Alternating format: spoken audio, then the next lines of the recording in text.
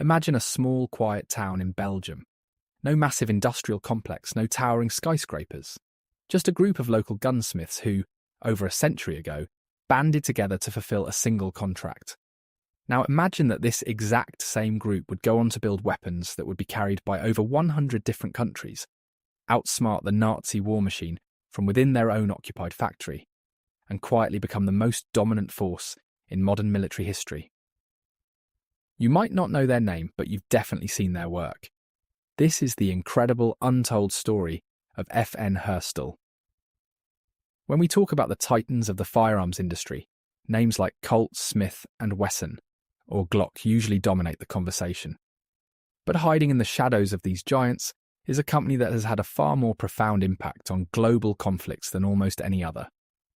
From the trenches of World War I to the deserts of the Middle East, Fabrique Nationale d'Herstal, better known simply as FAN, has been the silent architect of the world's arsenals. How did a small cooperative of Belgian artisans become the undisputed king of military small arms?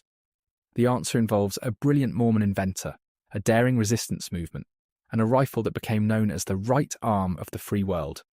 Our story begins in 1889. The Belgian government needed 150,000 Mauser rifles, and no single local manufacturer could handle the order. So, the master gunsmiths of the Liège region put aside their rivalries and formed a syndicate, Fabrique Nationale. They built a massive factory in the town of Herstal, completed the contract, and then found themselves without any more work. They tried making bicycles and cars just to keep the lights on.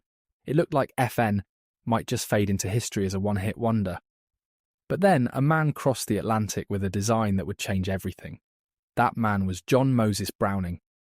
Browning was a genius, but he had just had a massive falling out with Winchester over royalties for his new Auto 5 shotgun design. Dejected but determined, Browning took his blueprints to Belgium. When he presented his designs to the directors at FN, they didn't just see a gun, they saw the future.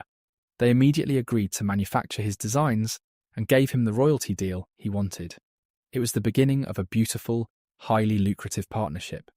Think about how different history would be if Winchester had just paid John Browning what he asked for. Do you think FN would even exist today, or would they have gone bankrupt making bicycles? Let me know your thoughts down in the comments below. With Browning's genius and FN's unparalleled manufacturing quality, the company exploded. They produced the FN Model 1900, the first production handgun to use a slide, changing pistol design forever. Millions were sold. But this success brought dark clouds. When World War I erupted, Germany invaded Belgium. The FN factory was seized by the Imperial German Army. The workers of FN, however, were fiercely loyal to their country. Many refused to work for the occupiers, choosing starvation over aiding the enemy.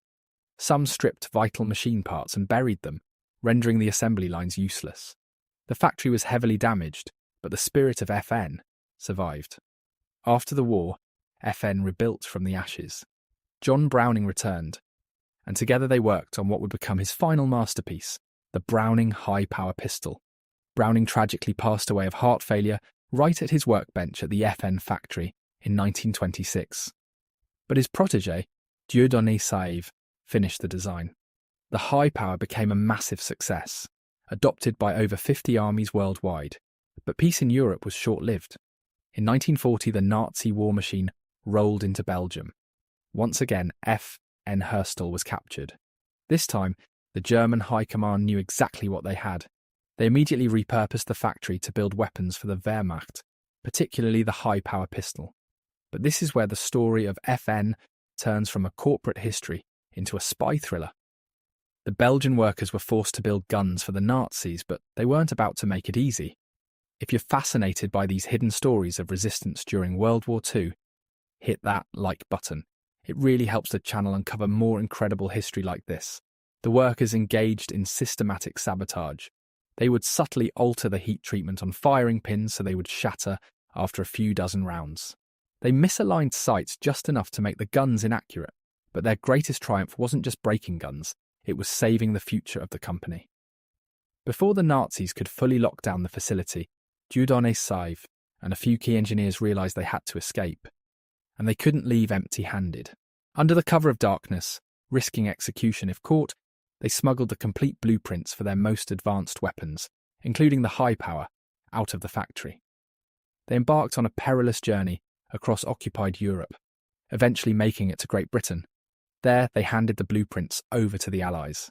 While the Nazis were dealing with sabotage pistols in Belgium, the Allies began producing perfect copies of the high power in Canada to arm British airborne forces and covert operatives.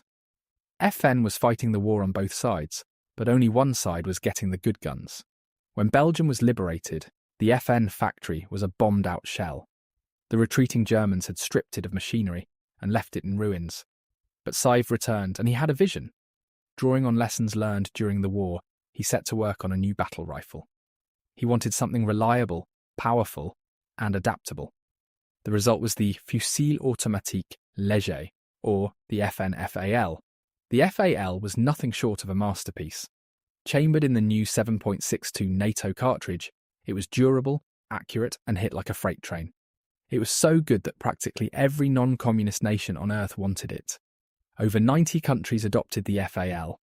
It became the standard issue weapon from the jungles of Vietnam, with Australian forces, to the deserts of the Middle East and the Falkland Islands, where famously both British and Argentine forces were shooting at each other with the exact same rifle.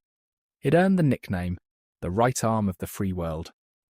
With the FAL, FN Herstal didn't just rebuild their company, they established a global military monopoly. The FAL is legendary, but do you think it deserves the title of the greatest battle rifle in history, or do you prefer the M14 or the G3? Drop your favourite Cold War rifle in the comments.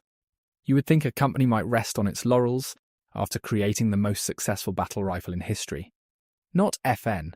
As the Cold War evolved, so did warfare. Armies needed lighter, faster weapons. FN answered with the Minimi, a light machine gun that the US military adopted as the M249 SAW. They developed the MAG General Purpose Machine Gun, adopted by the US as the M240.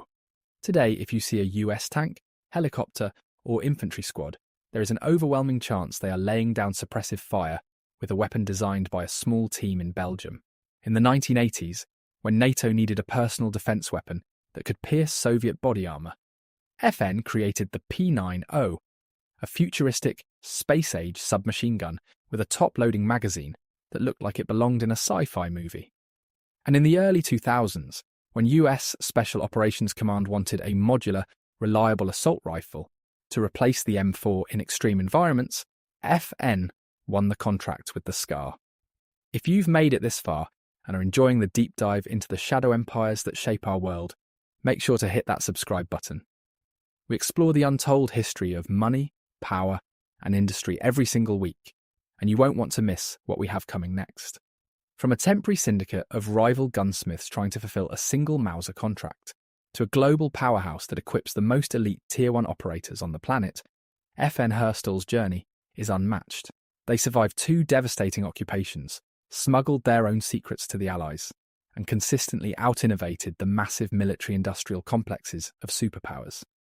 They don't have the pop culture brand recognition of Glock. They aren't heavily featured in rap songs or Hollywood action hero one-liners. But when nations go to war, when special forces deploy into the unknown, and when reliability is the only thing standing between life and death, they don't look for a recognisable logo. They look for the products of those forgotten Belgian gunsmiths. FN Herstal didn't just arm half the world's militaries. They defined the way modern wars are fought, and they did it all from a quiet little town in Belgium.